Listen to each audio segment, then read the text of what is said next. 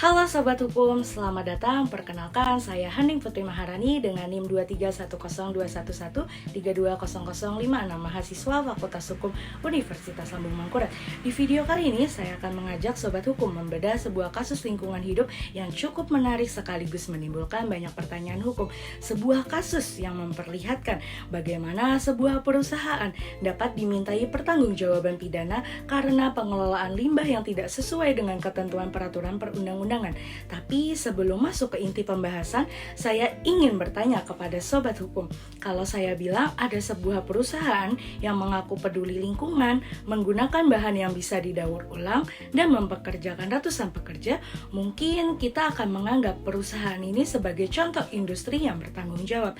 Tapi bagaimana jika ternyata perusahaan yang sama justru menyimpan dan membakar limbah berbahaya tanpa izin?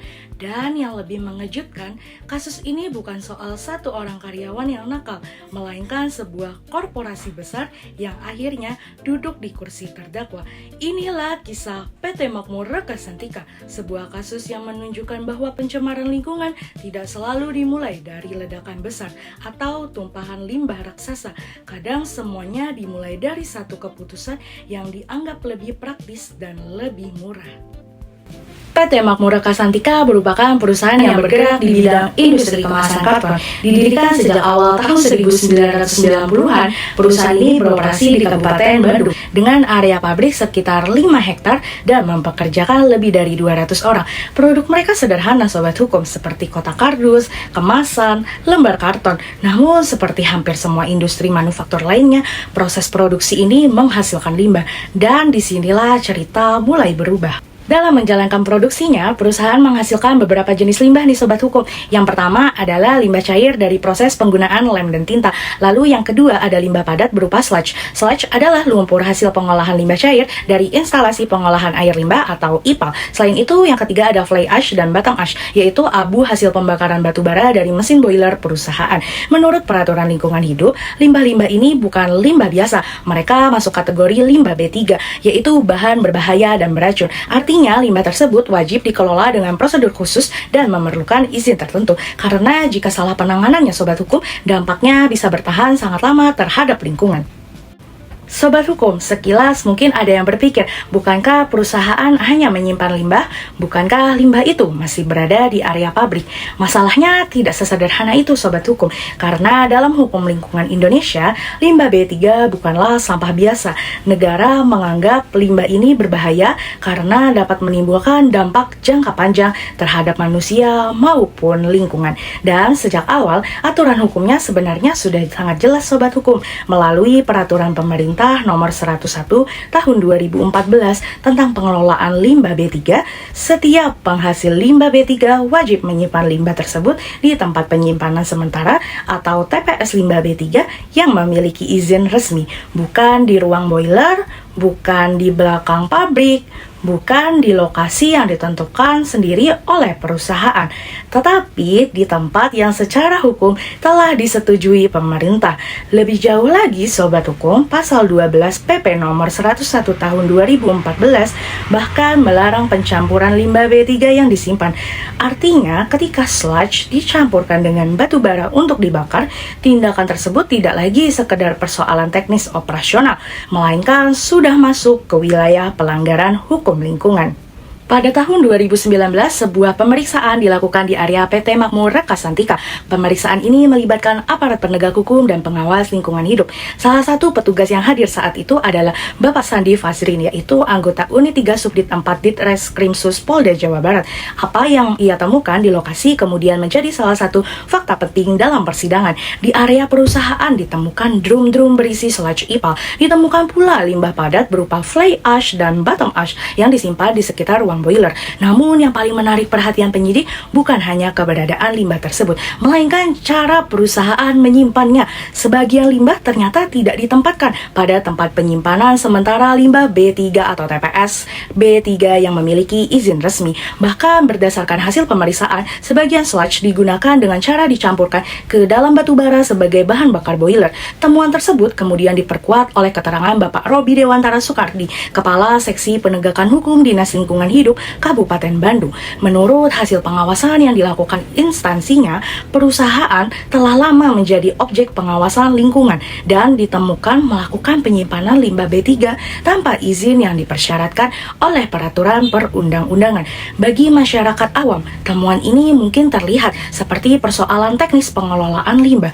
Namun, bagi penyidik lingkungan hidup, kondisi tersebut langsung memunculkan konsekuensi hukum yang serius. Sebab Sobat Hukum, di pasal 60 Undang-Undang Nomor 32 Tahun 2009 tentang Perlindungan dan Pengelolaan Lingkungan Hidup secara tegas menyatakan bahwa setiap orang dilarang melakukan dumping limbah dan atau bahan ke media lingkungan hidup tanpa izin.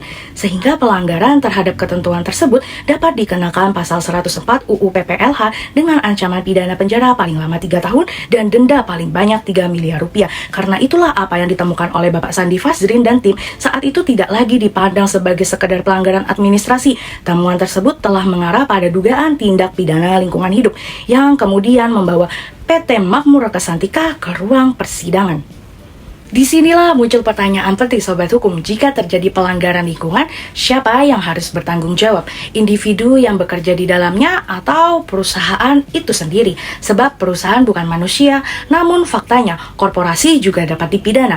Nah Sobat Hukum, disinilah letak salah satu perkembangan paling menarik dalam hukum pidana modern. Hukum tidak lagi melihat siapa yang secara fisik melakukan suatu perbuatan, tetapi juga melihat siapa yang mengendalikan, menguntungkan, dan memperoleh manfaat dari perbuatan tersebut. Dalam perkara ini, jaksa penuntut umum menilai bahwa pelanggaran pengelolaan limbah dilakukan dalam rangka operasional perusahaan, sehingga limbah berasal dari kegiatan produksi, disimpan di area perusahaan, dan manfaat ekonominya dinikmati oleh perusahaan. Karena itu, yang didakwa adalah PT Makmur Rekasantika sebagai korporasi yang diwakili oleh Bapak L. Andris Koswadi selaku Direktur Utama sebagai representasi subjek hukum di persidangan.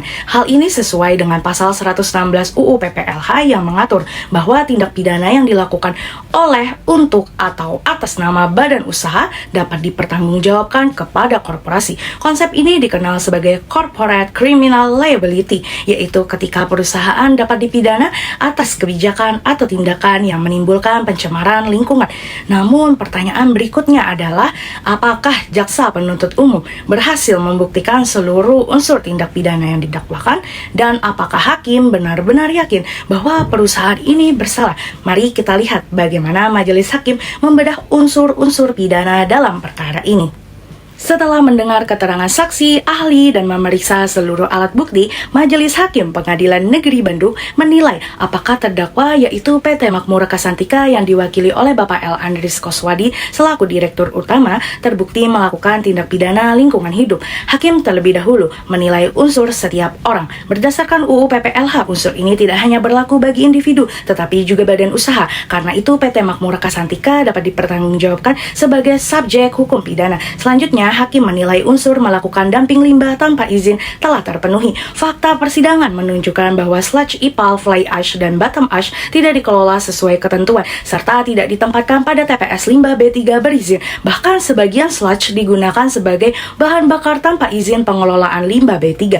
Hakim juga menilai bahwa perbuatan tersebut dilakukan untuk dan atas nama perusahaan karena seluruh aktivitasnya berkaitan dengan operasional PT Makmur Rekasantika. Berdasarkan fakta-fakta tersebut, Majelis Hakim menyimpulkan bahwa seluruh unsur tindak pidana sebagaimana diatur dalam pasal 104 Jungto pasal 116 ayat 1 huruf A Jungto pasal 118 Jungto pasal 119 Undang-Undang Nomor 32 Tahun 2009 tentang Perlindungan dan Pengelolaan Lingkungan Hidup telah terpenuhi secara sah dan meyakinkan.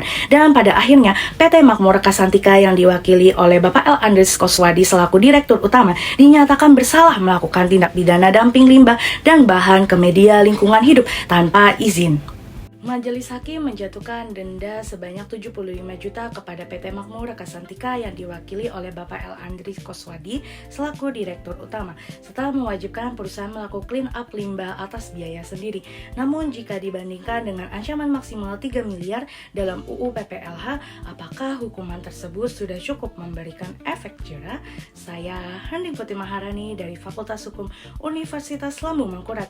Terima kasih telah menyimak. Mohon maaf apabila terdapat kekurangan dalam penyampaian.